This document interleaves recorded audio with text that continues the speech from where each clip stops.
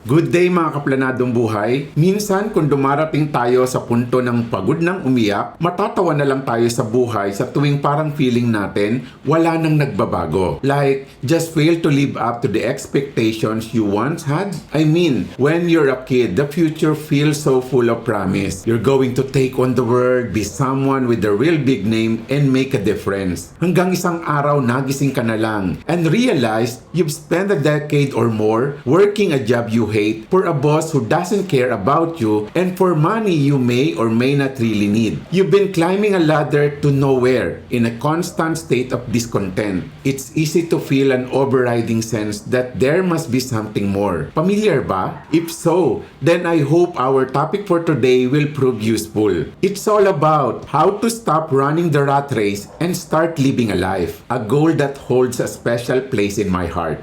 Planadong buhay sa kardinal buhay, laging may gabay, hindi ka mawawala. Kung pagod ka na sa daily grind at unti-unti nawawala na ang interest mo sa ginagawa mo, then something has to change. And getting out of the rat race should be your top priority. Though we are happy that unemployment rate is going down, as of 2025, the Philippines unemployment rate showed some fluctuations, reflecting the mixed pace of economic recovery. It started at 4.1% in April at nag-drop ito to 3.9% in May and further to 3.7% in June, showing sign of improvement. However, by July 2025, it rose again to 5.3%, mainly due to seasonal factors and the entry of new graduates into the labor force. This equivalent to 2.59 million jobless Filipinos. At mas mataas ito sa average natin last year na 1.94 million. Overall, the job market remains relatively stable. But the spike in mid-year reminds policymakers that inclusive and sustainable job creation is still a challenge. Many people are losing jobs every day for reasons beyond their control. Kaya kung nagagalit ka ngayon sa trabaho mo, pag nawala yan, baka galit ka pa rin. Even if you have a great position right now, it might not be there in 6 months. Parang tulad lang yan sa panahon sa Pilipinas. That could change anytime and become increasingly difficult to predict. The concept of job security is becoming obsolete. Ang nakakalungkot, karamihan sa atin ay ito ang number 1 na inaasam. At ayon sa Job Street, Filipinos are more interested in job security rather than the competitive salaries and benefits. Imagine, pang number 5 lang ang compensation compared sa job security. Ibig sabihin, marami sa atin ay takot ang pinanggagalingan. So paanong mangyayari ang makawala ka sa rat race kung ang pangunahing posisyon mo ay takot? Ang freedom ay bunga ng courage, not of insecurity. Emotional ako sa topic na ito. Why? Kasi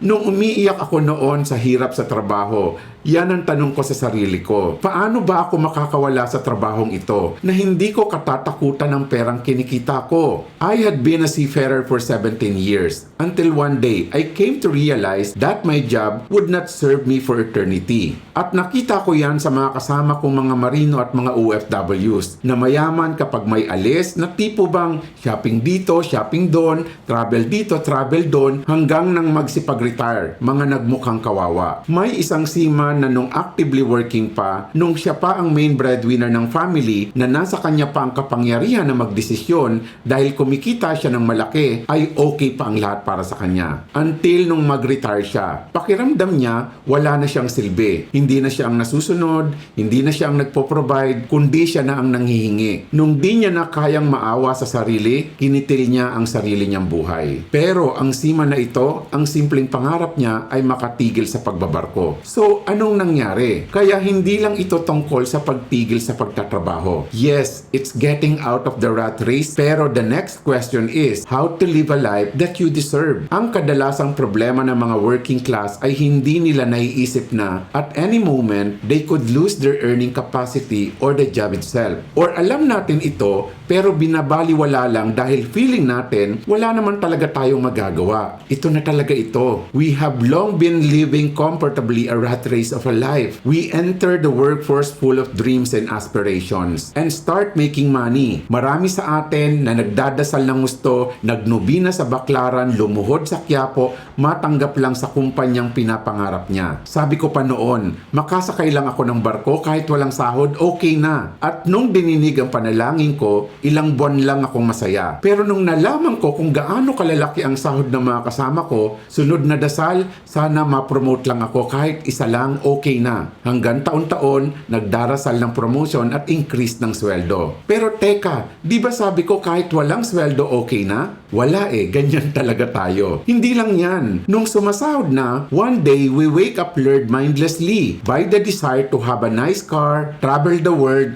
as well as a big house that requires us to sign up for a mortgage to demonstrate our newfound corporate success. But despite all of these material things we accumulate, they do not do anything to improve our lives, and happiness seems to become even more elusive. Understanding the danger of being trapped in the rat race could be a great start in achieving financial independence. You must reach a point where you feel that having a 9-to-5 career does not intellectually nor emotionally appeal to you anymore. Ito yung panahon na ayaw mo nang nakikita kahit man lang anino ng boss mo, na ang paggising sa umaga para pumasok sa trabaho ay isang napakalaking parusa. Sa mga OFWs, ito yung panahon na paulit-ulit mo nang pinapanood ang pelikulang Anak ni Vilma Santos para lang magkaroon ka ng dahilang umiyak. Dahil namimiss mo na ang pamilya mo. Pamilyang pag inuwian mo, halos hindi ka namang kilala. We are all aspiring to have that freedom. The next logical question is how? Without a significant amount of savings, there is less security. And obviously, the absence of that security still hinders you from escaping the 9-to-5 job. Gusto nating makawala sa rat race na ito. Pero yun nga, minsan mapapakamot ka na lang talaga. That's why we need to empower ourselves so that we could be in control of our life situation. If you want to regain control of your life, you must understand that living in a small house is not the primary source of your insecurity, but having a huge amount of debt, be it a mortgage, a consumer loan, a medical bill. Debt will haunt you in every corner and will definitely control our happiness if we do not take care not to incur it or diligently handle its repayment. Remember, the reason we are working so hard for money is so that we can afford to fulfill our two main obligations in life: to provide education for our children if we are parents, and have enough financial savings for our golden years. Again, uulitin ko, kung tutuusin, dalawa lang talaga ang pangunahing dahilan para makalaya tayo. Ang makapaghanda ng pera para sa pag-aaral ng ating mga anak at makapaghanda ng pera para sa pagtanda natin.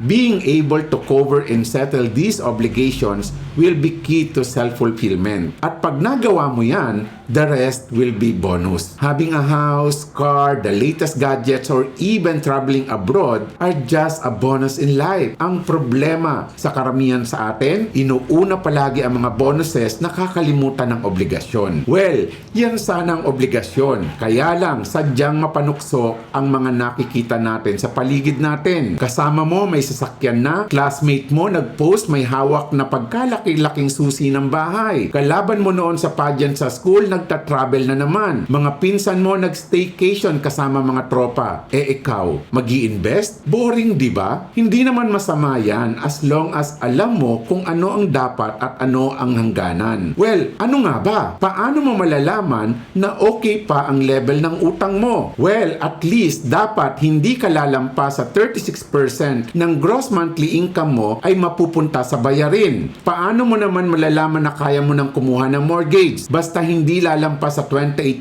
ng gross monthly income mo ang magiging amortization neto. Tandaan nyo lang ang mga numerong yan. Pero wag nyong kakalimutan na dapat at least 10% ng household income nyo ay dapat napupunta sa savings para mapag-aral nyo ang inyong mga anak at 10% naman para sa retirement. Kung meron man kayong kailangang isacrifice nyo ang inyong 36% para sa mga utang or 28% para sa mortgage. Pero not the 10%. At hindi nyo pwedeng gawing dahilan na marami pa kayong gastusin kaya hindi nyo magagawang mag-invest at mag-save. Expenses will never disappear. Lumalaki lang siya parang TV. Dati okay ka na sa 21 inch, now uso na 85. Lumiliit din siya parang cellphone. Dati palaparan, ngayon paliitan na. Parang sa pamilya mo, dati ang responsibility mo sa anak lang. Ngayon pati sa maliit mong apo. Lumalayo din ang expenses. Parang travel lang yan. Dati okay ka na sa local trip, tapos naging Asian, ngayon Europe na. Lumalawak din ang expenses, parang lupa. Dati okay ka na sa 60 square meters, ngayon dapat 500. At higit sa lahat, gumaganda rin ang gastusin. Parang kotse. Dati okay ka na sa Kia or sa Vios, ngayon dapat sports car or BYD. Tandaan, ang pagyaman ay minsan wala sa kung gaano kalaki ang kita natin. Minsan nasa kung anong desisyon natin sa magiging lifestyle natin. At nakita natin na totoo yan sa mga sumikat na mga artista, top flight athletes at iba pang mga highly paid professions. Kaya naman pag-usapan natin,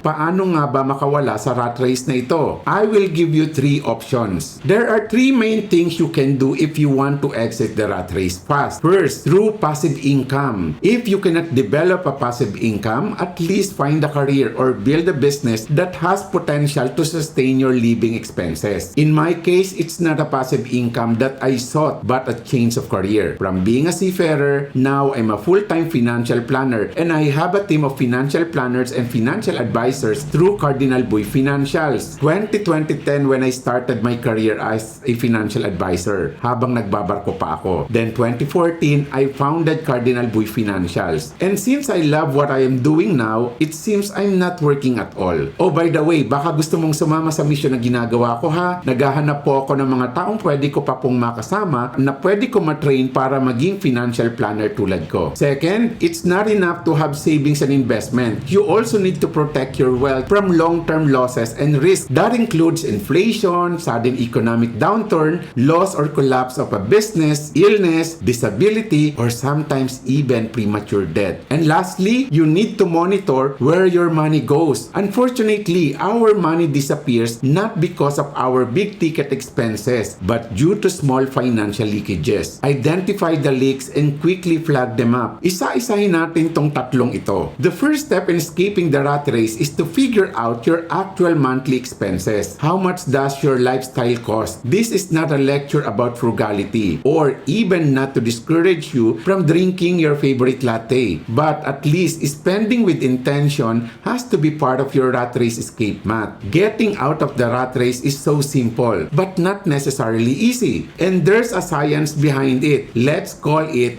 freedom equation. To escape, all you need to do is to compute your monthly income from non-job sources. For example, may kita ka sa royalties, rental, investment, and other non-job income. Total mo lang siya. If that exceeds your monthly expenses, then it means you can exit the rat race already. So meaning, dalawang component ang alam mo dapat dito. Ang iyong monthly expenses at iyong monthly non-job income. So, therefore, your freedom is equal to your non-job income exceeds monthly expenses. Simple but not easy. Ibig sabihin, you have to be serious in monitoring how much you actually spend on a monthly basis. Do you spend 30,000 a month? Do you spend 50,000 or even 100,000 a month? How much does your lifestyle cost? This is the income that you need to generate. That's your rat race freedom number. But the rough estimate is you should accumulate 25 times of your annual expenses and then you're free. For example, ang kita mo ay 60,000 monthly. In a year, that's 600,000. And if we multiply that by 25, it means you'll be needing 15 million for you to be confidently exit the rat race. At kung mabubuhay ka lamang sa price appreciation at dividends at interest niyan with 4%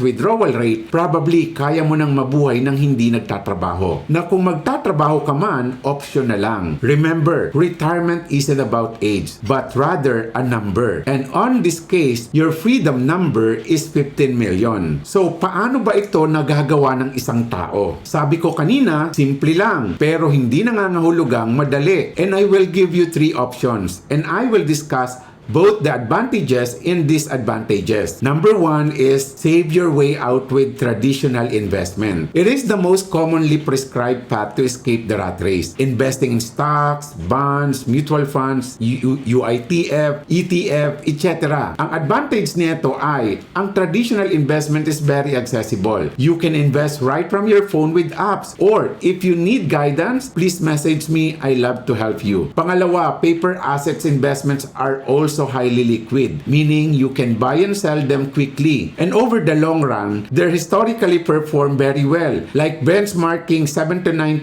annualized returns wouldn't be unrealistic. Pero ano naman ang disadvantage nito? Una, trying to get out of the rat race with traditional investing either take a lot of time or a lot of money. Unless you have a wide margin in your personal finance, meaning you have a wide gap between what you spend and what you earn. So meaning, traditional investing is the best option for high earners who live a relatively inexpensive lifestyle. Halimbawa neto sa mga taong kumikita ng 100,000 kada buwan at gumagastos lang ng 40,000 kada buwan. Pero hindi ito pwede sa mga taong ang kita ay 50,000 kada buwan tapos kung gumastos ay 45,000 pesos. Ang problema, marami sa atin ang hindi na nga alam, lilituhin ka pa ng mga post na manggagaling sa social media na sasabihin sa iyo na huwag kang maglalagay ng pera sa bangko. Pero alam nyo ba na 35% of Filipino adults don't have bank account? Iilan na nga lang ang nagsisave, pinakialaman pa natin. Okay lang yan na sabihin sa mga taong mayayaman. Pero ang masama, pati ang mga taong hikahos naniniwalang masamang mag-save sa bangko. At kahit nakakarampot ang pera, ang gusto agad nilang simulan ay stock market. Ang masama pa niyan, ilalagay ang lahat ng pera nila doon. At kung nagkataon na nagkumbulsyon ang anak niya, paano niya ito isusugod sa ospital kung wala siyang savings at nagkataong 20% down ang market? Kaya dapat maintindihan natin na hindi lahat ng information na available sa social media ay para sa atin. Kahit gaano kaganda ang information, pag hindi naaangkop sa sitwasyon mo ang information, fake news yan para sa'yo. Another unusual advice na makikita natin sa social media is pay yourself first. Tama ba yung formula na yan o mali? Well, tama naman yan. Tama yan sa mga middle class at mayayaman na. Pero mali yan sa majority ng mga Pilipino. Why? Paano mo sasabihin sa isang pobreng Juan de la Cruz na pay yourself first kung ang kita niya sa isang buwan ay 10,000 pesos at mayroon siyang 7 anak na nagsisipag-aral at nagbabayad ng renta? So mga anak, ang gagawin na lang natin, i-raffle promo natin ang kain ninyo. Kung sinong mabunot, siya ang kakain ngayong araw na ito. The rest, nga. Kasi nakita ko sa FB, para daw yumaman tayo, pay yourself first. At yan ang kahalagahan ng pagkipag-usap sa mga eksperto. Maraming experts na willing magbigay ng tamang advice basta't alam natin kung kanino ba dapat tayo magtatanong. The second way to build your passive income is earn passive income from real estate. For this purpose, we are talking about rental property investing. This is very simple to understand. Buy a house, rent it out, pocket the difference between rent and monthly expenses. Ang kaibahan nito sa traditional investing is you can maximize your leverage. If you invest of at least say 100,000 for stock market would buy you 100,000 worth of stocks. But with real estate, your 100,000 would allow you to use it for down payment, then borrow the rest and pay your mortgage from the rental income. Well, ano naman ang disadvantage? If you will not have a good occupancy rate, you will continue to spend for taxes, maintenance, and repair with or without income. And the third way for you to build your passive income is by building your own business. And business means a system that solves a problem in exchange for money. Meaning, it's a problem-solving machine. And the good news is, we are all natural-born problem solver. That's what we do all day, every day. Sa madaling sabi, natural tayong marites. Sinusubukan nating solusyonan ang lahat ng mga problema sa paligid natin, pati problema ng ating mga kapitbahay. Ang problema nga lang, yung iba hindi ito alam kung paano pagkakitaan. So, all you need to do is to think of a problem that you want to solve and sell the solution for that problem. Solution could be in the form of service, a product, or even a content. At yan ang tatlong paraan para magkaroon ng passive income by paper asset investing, real estate investing, and business. Pero hindi porke may passive income ka na, pwede ka nang tuluyang makawala sa rat race. May mga gumawa niyan, nakabuild ng passive income until one day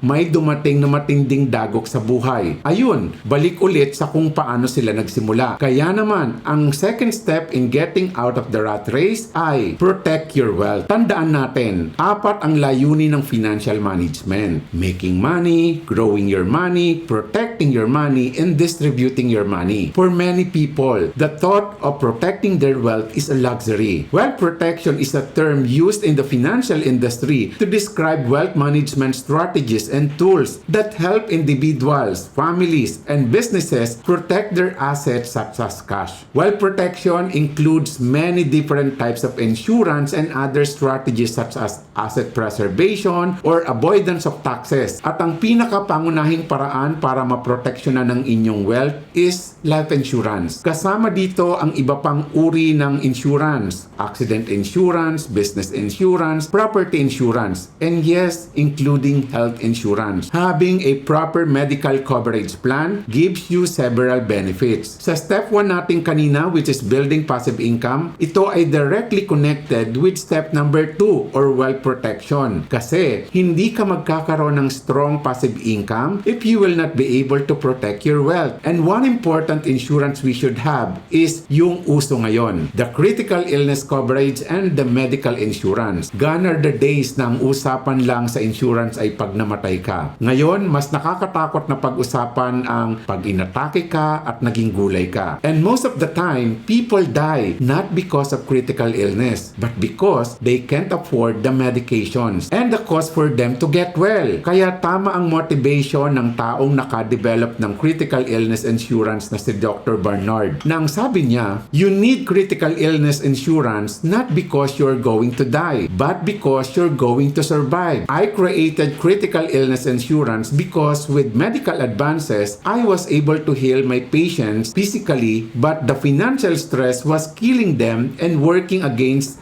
everything I was trying to do as a doctor. Yes, pinaghirapan natin ang mga bagay na pinundar natin. Pero dapat kung gaano tayo kahandang pagkagastosan, mabili at mapundar lang natin ang mga ito, ganun din dapat tayo kahandang gumastos, maprotektahan lamang ang mga ito. Kaya tamang ginagawa ng iba na kasama sa budget nila ang car insurance, home insurance, at maging ang MRI to protect their mortgages. Pero for me, if you want to go even further in protecting your mortgages, it's not enough that you have a typical life insurance as your MRI. Kasi gagana lamang yan kung mamamatay ang borrower. But how about pag inatake ka sa puso or nagka-cancer or iba pang critical illnesses? Sino ang magpapatuloy ng pagbabayad ng mortgage mo? Kung interested kang malaman kung paano gagawin na maprotektahan ito during your critical time, let me know. Message me. Kaya while building your passive income, you should start managing your finances not only for today, but as well as for the times na nagre-relax ka na. At kung mapapansin nyo, ang financial accounts natin ay divided into 3. Household expenses, investment accounts, at guaranteed accounts. Some people are asking me, ano bang tamang protection, Sir Chris, na dapat kong kunin? Well, it depends sa kung anong primary fear na gusto mong ma-address. As to what type of insurance product doesn't matter. As long as kaya mo siyang isama sa budget mo. Tandaan mo, hindi kayayaman sa kung anong technique ang gagawin mo. Ang ikayayaman mo ay kung may ginagawa ka.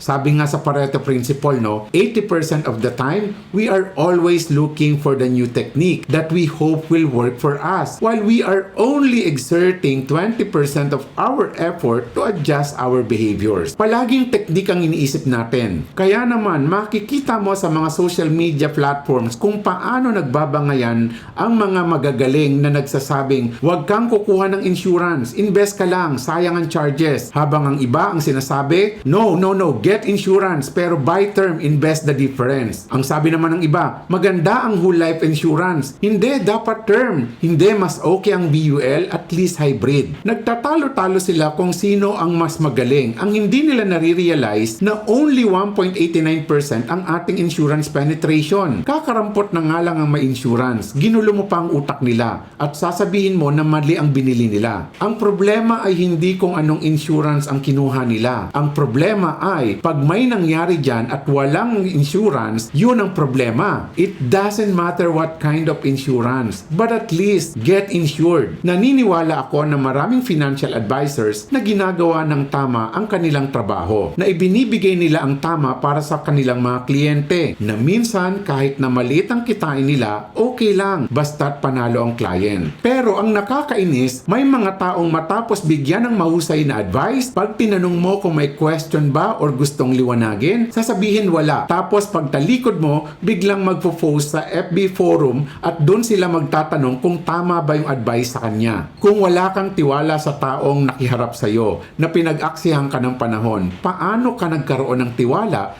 sa mga taong di mo man lang nakita at hindi mo nga alam kung totoo bang mga tao yung mga yan? And the third thing that you need to consider in getting out of the rat race is know where your money goes. Do you know where your money goes? Getting a handle on where your money is going could be key to alleviating anxiety about paying down debt, increasing savings, or dealing with unexpected expenses. Unfortunately, maraming Pilipino ang nagsasabi na they're living paycheck to paycheck due to credit card debt, managing housing expenses, and dealing with employment struggles. The best way to understand where your money is going is by becoming a forensic investigator of your finances. Getting all of your expenses on the table might be an eye-opening. Becoming aware of your choices helps you set a budget para nung sa ganon, ang pera mo ay magtrabaho sa kung ano ba dapat ang tama niyang ginagawa na gusto mong gawin niya. You should know what percentages of your income goes towards your debts, taxes, investment, mortgages, and even summer vacation. Bakit? Kasi if you don't know where each peso goes, you're probably not making the most of what you earn. And you're probably not adequately preparing for retirement either. Every peso spent falls into one of the following 4 categories. Savings rate percentage of your income that you put into savings, tax rate percentage of your income that you pay in taxes, debt rate percentage of your income that you use to pay down debts, and burn rate percentage of your income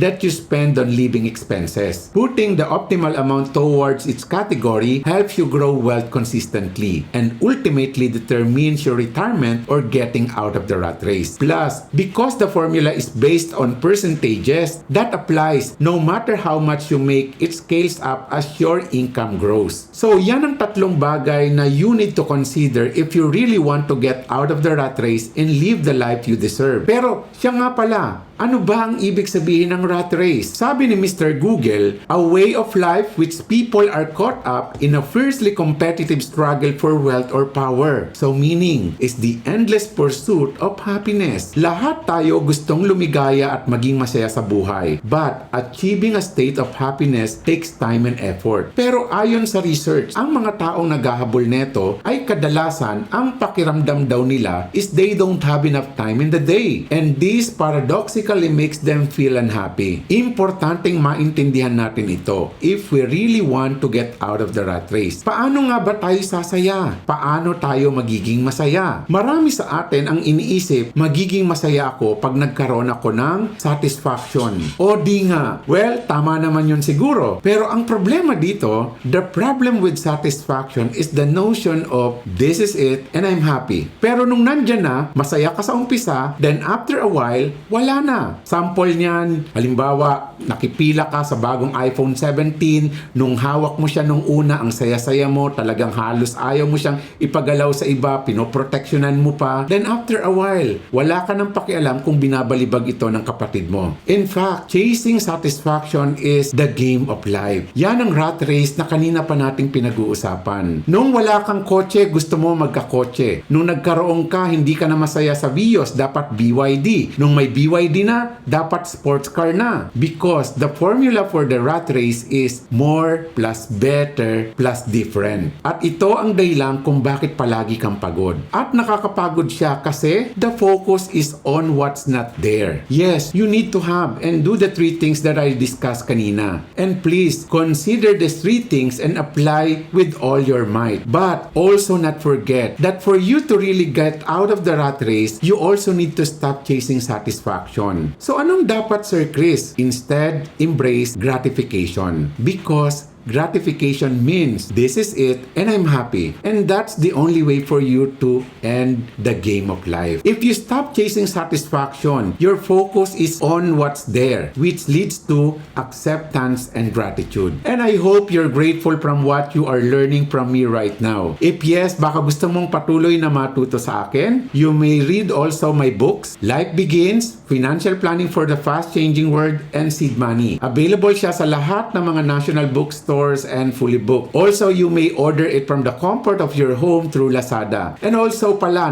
please support my newest book, The Odyssey of Wealth and Legacy. Dito sa book na ito, pag-uusapan natin ang how to make money, grow your money, protect your money, and then later be able to distribute your money. Alam niyo po, marami sa atin ang buong buhay na tumatakbo. Habol ng habol sa pera, sa promotion, sa bagong gamit, sa mas magandang kotse o bahay. Pero minsan, kahit anong bilis ng takbo mo, pakiramdam mo parang wala ka pa ring nararating. Kasi baka mali ang race na sinalihan mo. Ang tunay na tagumpay, hindi lang yung may pera ka, kundi yung marunong kang magpahinga ng mapayapa. Kasi alam mong maayos ang kinabukasan mo. Hindi lang yung may savings at investments kundi yung may meaning at mission sa bawat ginagawa mo. When you start being responsible with your money, you also start being responsible with your life. So stop running after things that don't matter and begin walking towards what truly does. Peace of mind, purpose, and people you love.